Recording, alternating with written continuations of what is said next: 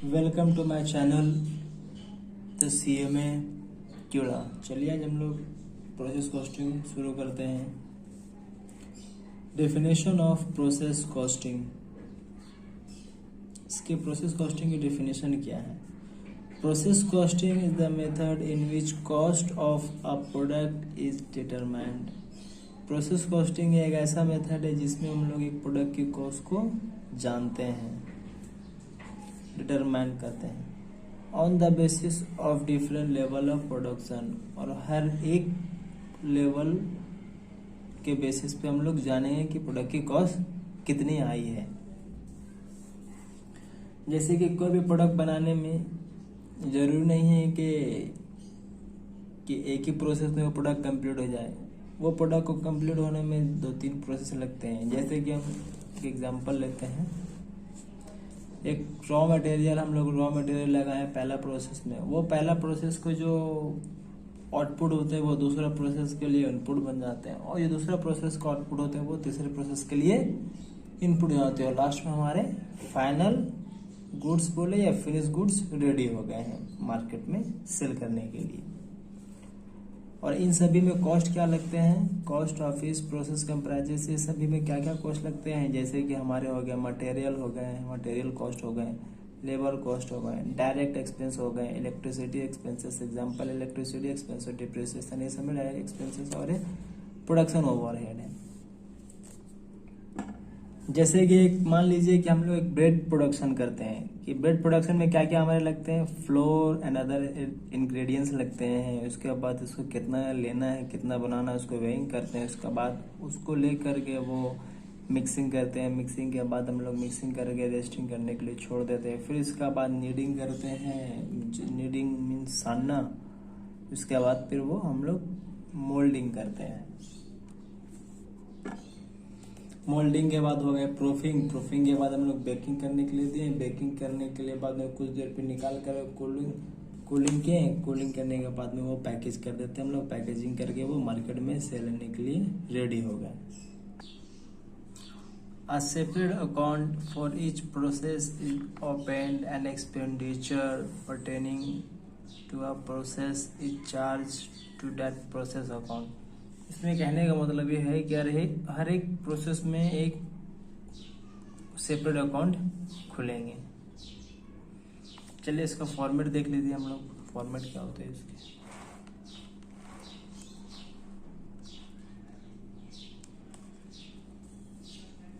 Process account, debit, credit, to material, to labor, to overheads, to other expenses, to abnormal gain, by abnormal loss, by abnormal loss, by bank, by next process, or by finished goods। Welcome to my channel. चलिए हम लोग process costing illustration number 24 करते हैं। The following particulars for process 2 are given. Transfer to process 2 at cost 4000 units, 9000 amount है given है। Direct wages 2000 amount given है। Direct material 3000। Transfer to process two finished stock 3000 to 40। Factory overhead in process are observe at a rate of 400% of direct material. ये कह रहे हैं कि factory overhead जो है वो 4000 डायरेक्ट मटेरियल के हैं। Allowance for normal loss 20% of units work. Scrap value is ₹5 per unit. Evaluate the cost of transfer to finished stock using the information supplied above. So the amount of gain or loss in the process to be taken to cost, profit and loss account। चलिए अब हम लोग इसके solution करते हैं। चलिए format बना लीजिए प्रोसेस 2 अकाउंट के।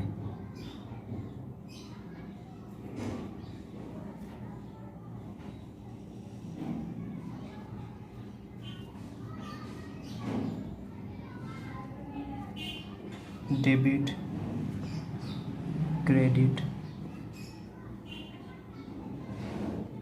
Particular unit amount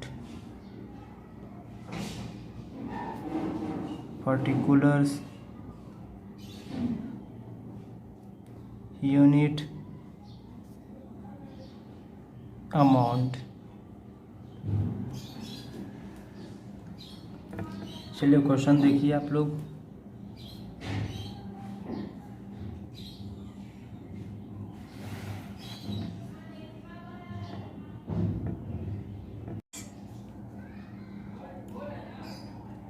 to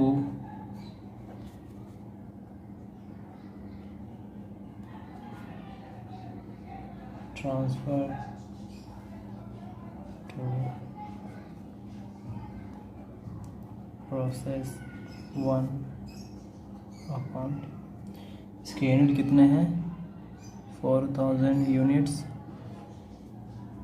amount 9000। To direct wages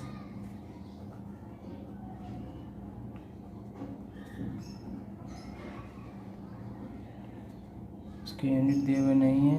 direct amount 2000।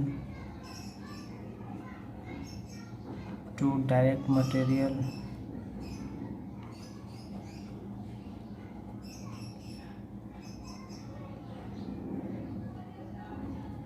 To direct material 3000।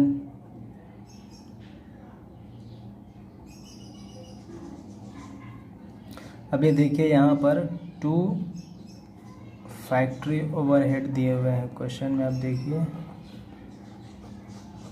ये क्या बोल रहे हैं, 4000 परसेंटेज ऑफ डायरेक्ट मटेरियल।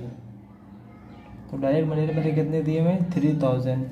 तो हम यहाँ पे करते हैं 3000 इंटू 400 परसेंटेज, कितने आगे करके देखिए आप। ये मेरे 3000 इंटू 400 परसेंटेज करिएगा तो ये 12000 आएगा। ठीक है, चलिए अब देखते हैं हम लोग ये सेट क्रेडिट सेट। अब देखिए आगे क्या बोल रहे हैं कि by allowance for normal loss is 20% of units work. मेरे कितने यूनिट्स वर्क हुए? 4000 यूनिट्स मेरे वर्कड हुए हैं। तो by normal loss 4000 units into 20%, तो ये मेरा कितने आ रहे हैं? 4000 इंटू 20%, तो ये मेरे 800 यूनिट्स आ रहे हैं। इसके यूनिट 800 यूनिट्स आ रहे हैं। इसके स्क्रैप रेट कितने दिए हुए हैं? तो इसके स्क्रैप रेट दिए हुए हैं 5 रुपीज़। तो इसको इंटू कर दीजिए तो ये मेरे कितने चलाएंगे? 800 इंटू 5, 4000 मेरे अमाउंट आ गए। और क्या दिए हुए हैं? Transfer to finish stock by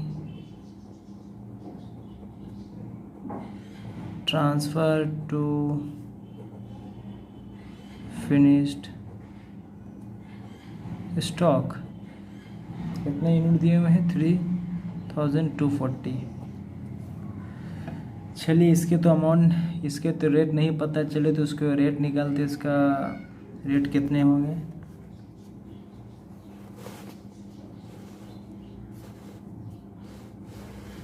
ये छोटा सा एक वर्किंग कर लीजिए आप।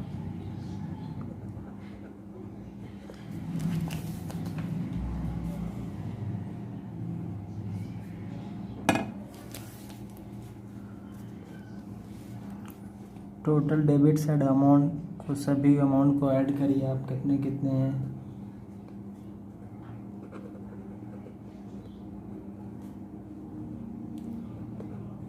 $9,000 प्लस 2000 प्लस 3000 सॉरी प्लस 2000। और देखिए क्रेडिट साइड मेरे 4000 अमाउंट दिए हुए हैं। इसको 4000 को यहाँ लेस कर दीजिए, डिवाइडेड बाई यूनिट्स में कितने दिए हुए हैं 4000 यूनिट्स, माइनस क्रेडिट साइड देखिए 800 यूनिट्स दिए हुए हैं। अब इसको ऐड करिए कितने आ रहे हैं, तो ये आपका आएंगे टोटल 26,000 माइनस 4000 डिवाइडेड बाई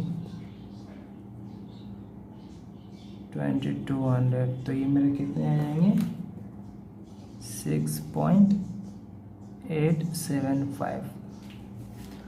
अब जो यूनिट दिए हुए हैं ये इसको इससे इस नीचे दिए गए रेट से इंटू कर दीजिए, तो आपको कितने आएंगे वो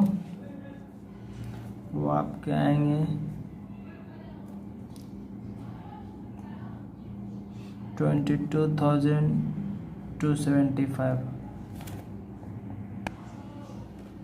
चलिए हम लोग बैलेंस करते हैं,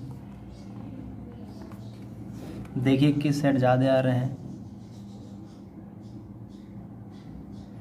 800 प्लस 3,240, इसके आ रहे हैं 4,040, इसको माइनस करिए, डेबिट साइड कम है 4,000, तो ये मेरे डेबिट साइड मेरे 40,000 आ रहे हैं, तो ये मेरे यहाँ पे अब नॉर्मल गेन हो जाएंगे, इसलिए कि ये साइड ज़्यादा है ये साइड कम है, तो ये मेरे अब नॉर्मल गेन हो जाएंगे। टू अब नॉर्मल गेन करके अब नॉर्मल गेन कितने आए हैं 40 यूनिट्स। इसका ये रेट कहाँ दिए हुए, रेट दिए हुए हैं 6 जो निकाले हम लोग हैं 6.875, तो इसका अमाउंट कितना है कि इंटू कर लीजिए आप 6.875, तो ये मेरे 275 हो गए हैं। ये इसको आप बैलेंस कर दीजिए आप, ये बैलेंस हो जाएंगे आपके, तो ये मेरे हो गए 4,040, ये मेरे हो गए 26,275, ये 4,040, ये हो गए 26,275। और क्या बोले बनाने के लिए, चलिए देखते हैं आगे क्वेश्चन पढ़ते हैं। तो वो बोले हैं शो द अमाउंट और गेन और loss in the process to be taken to costing profit and loss account. तो हम लोग को और एक अकाउंट बनाना है जो वो प्रॉफिट एंड लॉस अकाउंट है, चलिए वो बनाते हैं।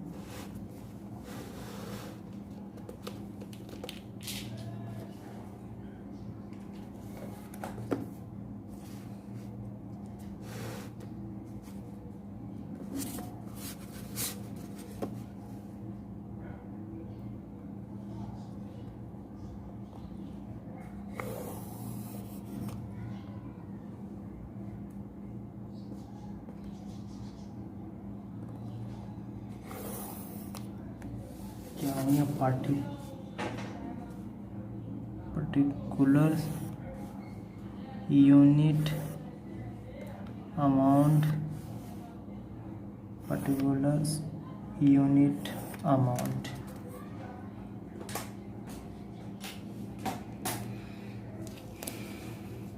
चलिए हेडिंग लिख लीजिए यहाँ पर, प्रॉफिट एंड लॉस अकाउंट,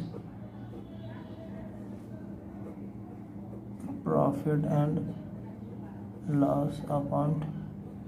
क्या आप इसको अब नॉर्मल गेन भी बोल सकते हैं, तो ये क्या ये होगा particulars unit amount, particulars unit amount. देखिए ऊपर आपको दिए हुए हैं अब नॉर्मल गेन अकाउंट, तो वो डेबिट साइड में यहाँ पर ये प्रॉफिट लॉस अकाउंट में आ जाएंगे, बाई साइड में बाई अब नॉर्मल गेन कितने 40 यूनिट से इसके 275 रुपीज़ अमाउंट है। और देखिए इस साइड में जो मेरे थे वो मेरे टू प्रोसेस अकाउंट में चले जाएंगे, मेरे to process to account.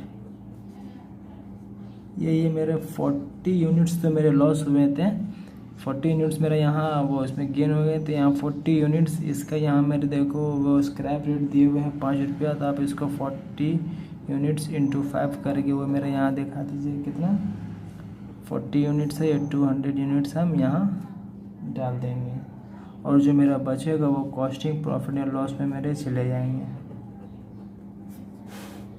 To costing profit and loss account. कितने हो गए मेरे ये 75। अब इसको बैलेंस कर दीजिए आप, ये मेरे 40 यूनिट्स हैं, ये 275 अमाउंट, ये 40 यूनिट्स, ये 275। चलिए ये रजिस्ट्रेशन 24 आज यहीं पर समाप्त होते हैं। Thank you so much.